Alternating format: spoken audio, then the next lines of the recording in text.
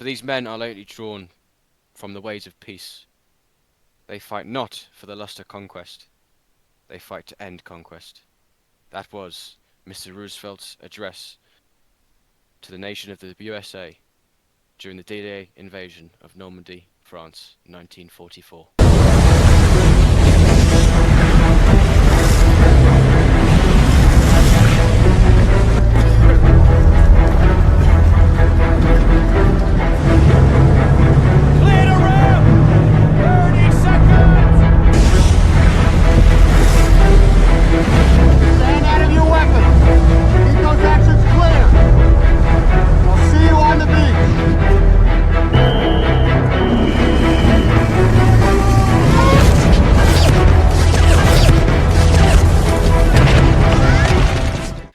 Hello and welcome to the Are You Bored Yet podcast. I'm your host Harry. I'm joined by my good friend and other host Louis, and on today's episode we are talking about D-Day and the liberation of France. Cling to my baby, and she clings to me.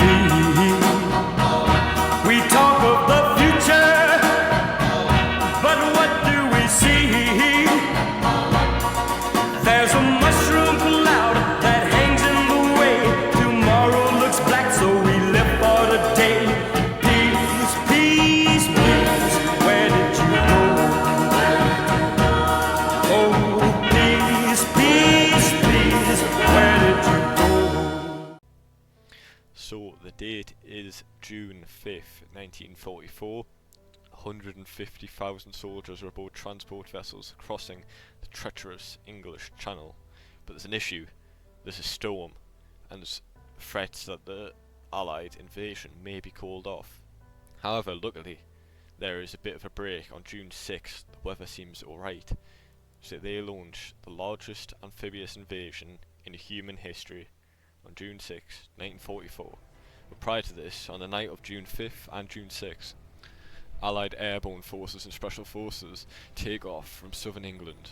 You had the British Parachute Regiment, British Special Air Service and American airborne units landing behind enemy lines in Normandy. They would cut off key bridgeheads for the German armoured response. They'd also capture gun batteries at the Merville gun battery in Normandy. And with 150,000 troops landing in Normandy, there was 5 beaches they landed upon.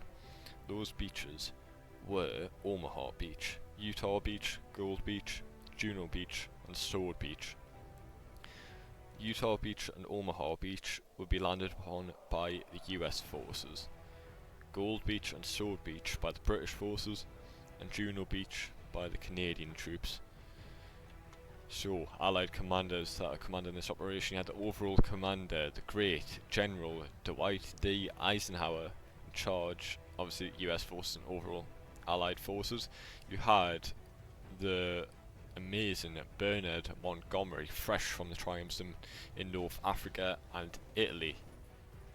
However, on their counterparts, the Germans, they had their own commanders. Louis, take it away. So, Harry explained D-Day, the commanders of the Allies, and the commanders of the Axis, which I shall explain. You had Gerd von Rundstedt with his legendary reputation of previous fighting before 1944. He was the commander-in-chief of West Paris.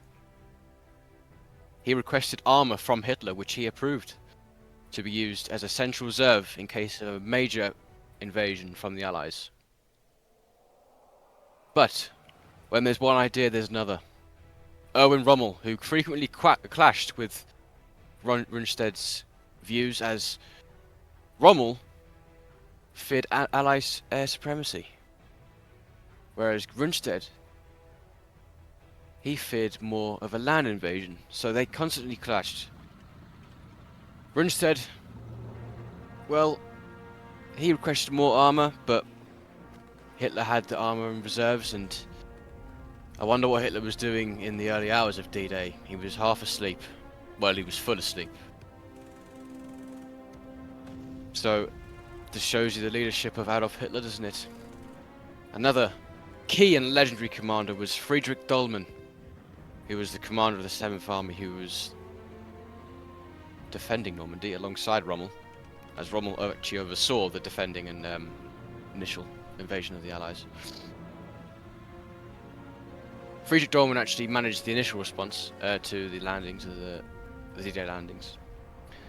Another last commander which I'll mention is Edgar Fuschinger, who was the commander of the 21st Panzer Division. And he launched the only significant armoured counterattack on D-Day, which there was not enough tanks for the Germans, as Hitler had all of them, most of them, in reserve. But another legendary tank division was the 2nd SS Panzer Division, which was the Das Reich. They were actually stationed in southern France, which, if you guys know geography, southern France is nowhere near Normandy. So they were very delayed, and they arrived with full logistics and backing later that June. And a good thing to end later June, what happened in July? I shall pass back to Harry.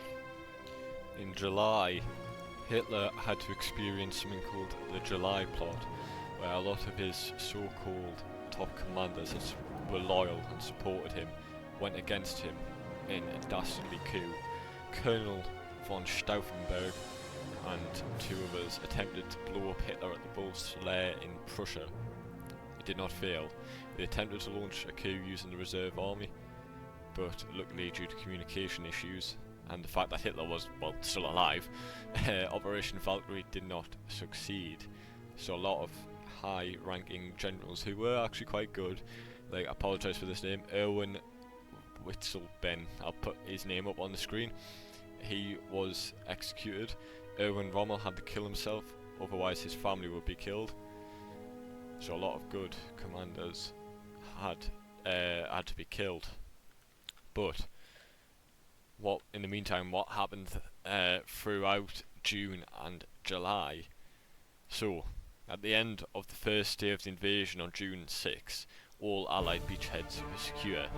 Throughout June, the Allies pushed deeper into northern France, and then in July, they kept on pushing. The main idea was to take the quickest and direct route to Berlin. However, an issue arose. The French resistance, underground for many years, finally rose up against the Germans. There was fierce fighting in the streets of Paris, and there was a lot of discussion if Allied forces should come to their help. And in the end, they did.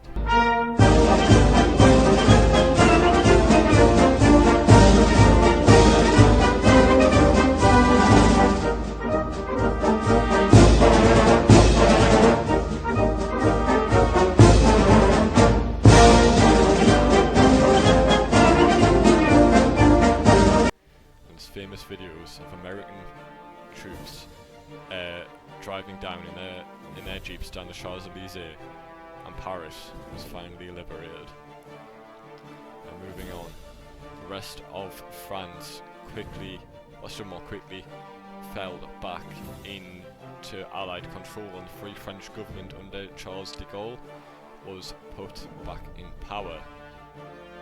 And I think that is a good time to leave it off. Join us on our next episode when we discuss the downfall of Hitler's Third Reich. Cling to my baby, and she clings to me. We talk of the future, but what do we see? There's a mushroom cloud that hangs in the way. Tomorrow looks black, so we live for the day. Peace, peace, peace. Where did you go? Oh, peace, peace.